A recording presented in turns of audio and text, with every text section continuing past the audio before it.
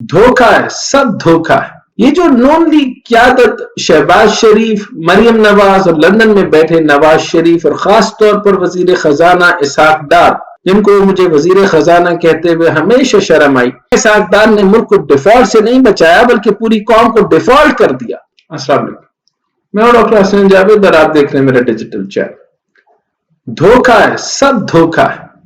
ये जो नून लीग क़यादत शहबाज शरीफ, मरियम नवाज और लंदन में बैठे नवाज शरीफ और खास तौर पर वजीर खजाना इसहाक डार, जिनको मुझे वजीर खजाना कहते हुए हमेशा शर्म आई, बार बार कहते रहे कि मुल्क की खातिर अपनी सियासत दांव पर लगाई, तो ये सिर्फ एक धोखा था जो अवाम को दिया गया।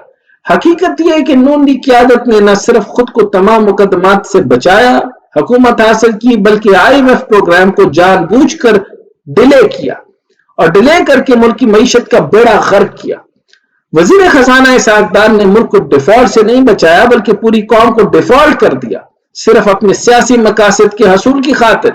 अगर नून लीग चाहती तो IMF से बहुत पहले मुआहदा हो जाता और ये जो सारा माशी नुकसान हुआ इतना ना होता, लेकिन जानबूझकर सियासी मकासद, सियासी एज लेते हुए, यानी अपने आप को पहले तो बहुत बड़ा हीरो साबित करना चाहते थे कि हम बिजली सस्ती कर देंगे, हम फ्यूल सस्ता कर देंगे, हम आप लोगों को सब्सिडीज देंगे, हम गरीबों को सब्सिडीज देंगे, हम अशराफिया को आपके पैरों तले रोंद के रख देंगे, एडे तुसीमा उज़ेतोंग।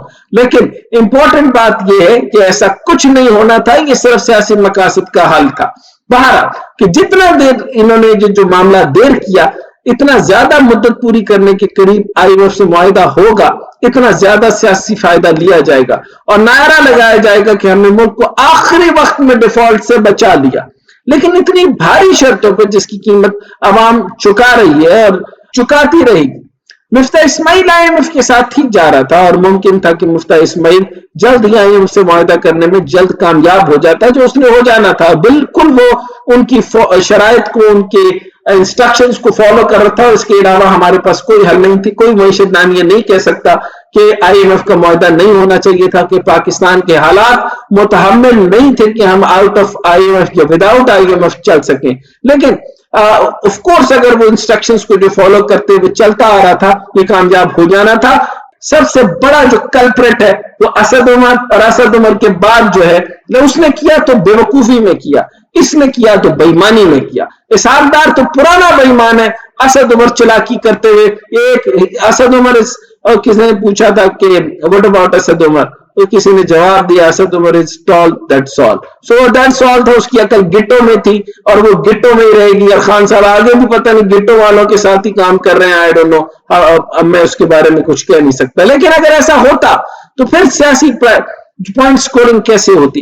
क्योंकि नून लीग ने से IMF से मुआहिदा करने के बाद भी हालात न संभलते और फिर इसके बाद वो बजट भी पेश न कर सकते जो PDM हुकूमत ने पेश किया, तो फिर बाद में तमाम शर्तें मानकर बहुत से बजट के फैसले वापस लिए गए। ये सिर्फ और सिर्फ डिलेइंग टैक्टिक्स थे और इसहाक डार ने भरपूर तरीके से इन टैक्टिक्स का इस्तेमाल किया। यानी strategy, there is no strategy without tactics. Tactics is the last impact of the play. Tactics हमेशा आखिर में किया जाता है। यानी आप यूं समझने के 90 मिनट की अगर फुटबॉल की पूरी गेम और उसके ऊपर जो है मिडिल ऑर्डर, फ्रंट में फ्ला सारा कुछ मिला करके पूरी की पूरी स्ट्रेटेजी होती है। सिर्फ एक गोल, सिर्फ एक किक के ऊपर टैक्टिक्स इस्तेमाल होते हैं। लेकिन इन्होंने पूरी स्ट्रेटेजी को टैक्टिक्स के तौर पे इस्तेमाल करते हैं। यानी शॉर्टकट्स, बेईमानियां, फ्रॉड,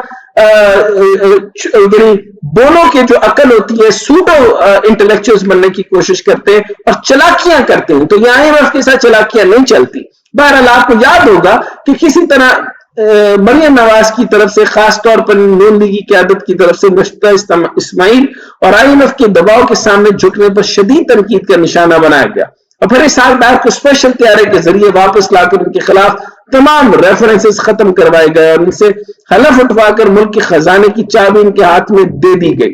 इसहाक डार ने आते साथ ही ड्रामे शुरू कर दिए और खुद को कौम का खैर ख्वाह साबित करने की भोंडी अदाकारी करते हुए IMF की कुछ शराइत पर अमल दरामद करने से इनकार कर दिया। Nonsense, a complete nonsense, an economic nonsense. I would say this was an economic nonsense, and he is continuing with this economic nonsense. So, I mean, आप इस चीज को याद रख लें। बल्कि इकोनॉमिक नॉनसेंस के हवाले से मैं آپ کے سامنے آن قریب میرا انگریزی کا آرٹیکل بھی آئے گا تو آپ اس میں بھی ڈیٹیل میں پڑھ سکیں گے کہ اسحاق ڈار نے کیا کیا اکنامک نان سینسز آپ کے سامنے کیے ہیں. چنانچہ آئی ایم ایف نے اپنی حمایت روک دی اور قوم کو تاثر دیا کہ وہ قوم کو آئی ایم ایف کے فیصلوں کا غلام نہیں بنا سکتے.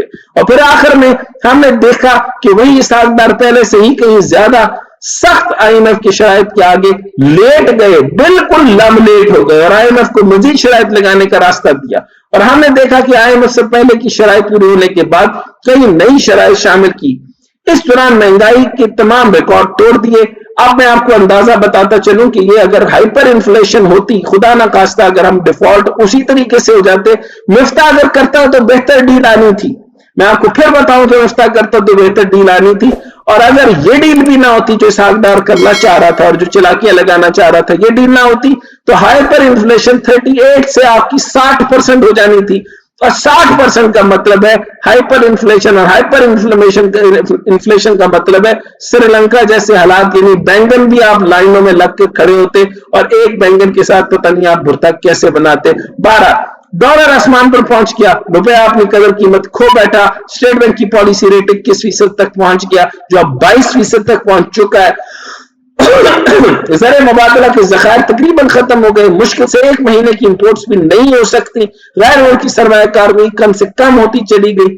بیرونی ذمہ داریوں سے بچنے کے لیے اسحاق ڈار نے وہی پرانا طریقہ استعمال کرتے ہوئے امپورٹس کو روک دیا.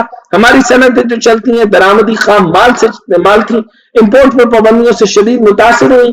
ہنرمند لوگوں کی بڑی تعداد میں بے روزگاری ہونے لگی اور ایکسپورٹس بھی کم ہوتی چلی گئی. لیکن اسحاق ڈار کو کانفیڈنس تھا آئی ایم ایف کو مولا جٹ کی طرح تنیاں لگائے گا اور وہ ان سے ڈر جائیں گے. یعنی اسحاق دا ڈالر، اسحاق سنتے ہی جو ہے وہ ڈالر کا، یہ ساکا صاحب جو ہے ان کے ڈالر سے، ان کی ساکا صاحب کی جو ہے وہ بڑکوں سے کیا معاملہ بنے گا I don't know. Ishaq Dar بڑھ کے مارتے رہے اور آئی ایم ایف کو بھی تڑیاں مارتے رہے اور انہوں نے کہا میں نے تو بات کرنا پسند ہی نہیں کی، ہم اس کے بغیر plan a, plan be, plan سی پہ چلے جائیں گے. اور یہ بھی کہا کہ پروگرام کے بغیر بھی ہم آئی ایم ایف کے پروگرام کے بغیر بالکل چل سکتے ہیں. دوسری طرف امریکہ سے منتیں کرتے رہے کہ آئی ایم ایف سے کہیں سچ مچ ناراض نہ ہو جائے اور آخری وقت میں قسط دینے سے انکار ہی نہ کر دے. یعنی یہ سب ایک سیاسی چال تھی. اور پھر اس کے اوپر آپ کو دیکھا کہ آئی ایم ایف نے بھی رکھ کے چپیٹ کی، اس نے بھی 30 جون سے پہلے اعلان نہیں کیا. اس نے کہا لیوی ڈار ہم امپیریلسٹک پاور ہے، ہمارا تو کام یہ ہے کہ آپ لوگوں کو بیاج دیں، ہمیں بیاج دیں. ہم تو صدیوں سے لوگ غریب کو غریب تر کرتے رہے اور تم کون سے نئے غریب اٹھے جو ہمیں آپ آنکھیں دکھاؤ گے؟ ہمیں آپ کو آخری دن پیسے دیں گے ضرور. دیکھیں ایک بیوپاری کا، ایک بیاج دینے والے کا کام ہے پیسے دینا، اور پیسے وہ ترسا کے تب دیتا ہے جب آپ کو رج کے چپیڑ بجے. تو انہوں نے آپ کو رج کے چپیڑ میں، اس کو نیگوشیشن نہیں کہتے، اس کو ذلالت کہتے ہیں اگر آپ محسوس کریں.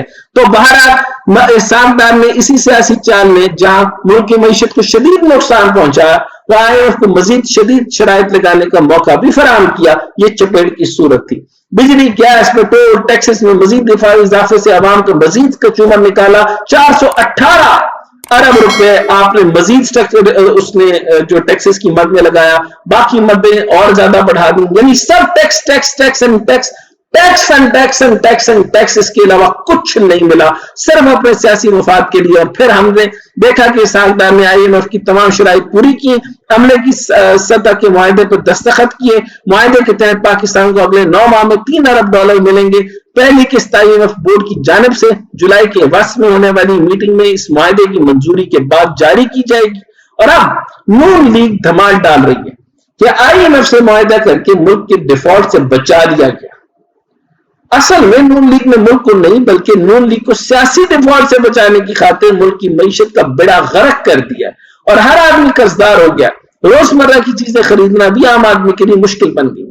یہ ہے ڈار اکنامکس، جسے ڈار نامکس کہا جاتا ہے، اور یہی بہتر پوائنٹ ہے.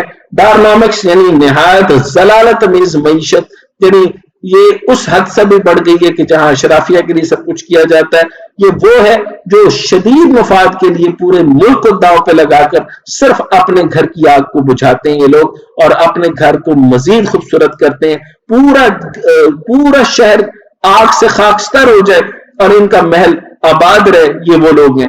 آج بھی سوال یہ منہ کھول کے کھڑے ہیں کہ کیا صرف IMF کے بیل آؤٹ پیکج سے معیشت بہتر ہو جائے گی؟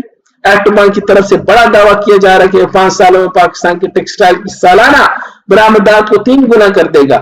اس نے اس سے پہلے بھی 5 سالوں میں برآمدات کو دگنا کرنے کا دعویٰ کیا تھا، مگر وہ وعدے دھرے کے دھرے رہ گئے. اب نہ جانے ایٹمان کون سا دن کا چراغ مل گیا. یہ گور اجاز صاحب کیڑا رگڑیں گے کہ وہ جو ہے وہ 1000% کا جو وعدہ انہوں نے کیا ہے.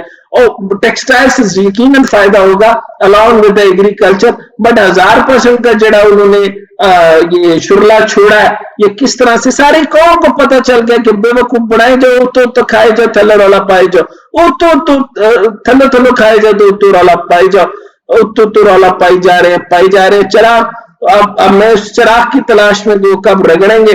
اسی طریقے سے وہ حکومت سے سستی بجلی لینے کے بجائے اس چراغ سے بجلی لے کے ٹیکسٹائل کی ایکسپورٹس کو 3 گنا کر دیں گی. میرا خیال یہی بنتا ہے، کیونکہ چراغ سے ہی لے سکتے ہیں اور تو بجلی دینے کا کوئی رستہ نہیں ہے. ابھی تک آپ کے پاور پروجیکٹ چلے نہیں ہیں. آپ کا بجلی جو ہے وہ مر کے 100 میگا واٹ آپ ایران سے لیتے ہیں، کچھ کہتے ہیں 70 لیتے ہیں، کچھ 130 کہتے ہیں. اور مطلب یہ ساری رقم بھی ملا لی جائے تو 100 130 70 mega what. Can you please hold on for a moment. آپ مذاق کریں، یعنی 70 یا 100 کے لیے آپ نیگوشیشن کریں.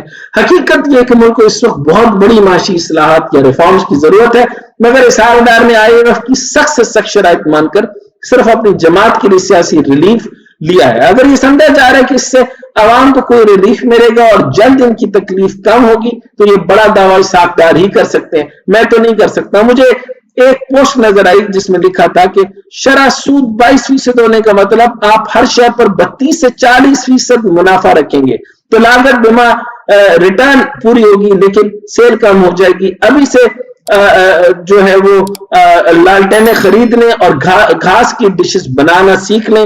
سبزی تو پہنچتے دور ہو جائے گی اور ٹینشن زیادہ محسوس ہو تو مزدوروں یہ مزاروں پر حاضری دیں اور سوچیں کہ پیٹ بھر کر کھانا یا تو لنگر میں ملے گا یا جنت میں، یا لنگر میں ملے گا یا جنت میں. بے گھر افراد درختوں میں رہنے کی پریکٹس کریں اور روکھی سوکھی کھانے کا بندوبست رکھیں. گندا پانی پیئیں اور گندا پانی پی کر دیکھ لیں اور انڈیا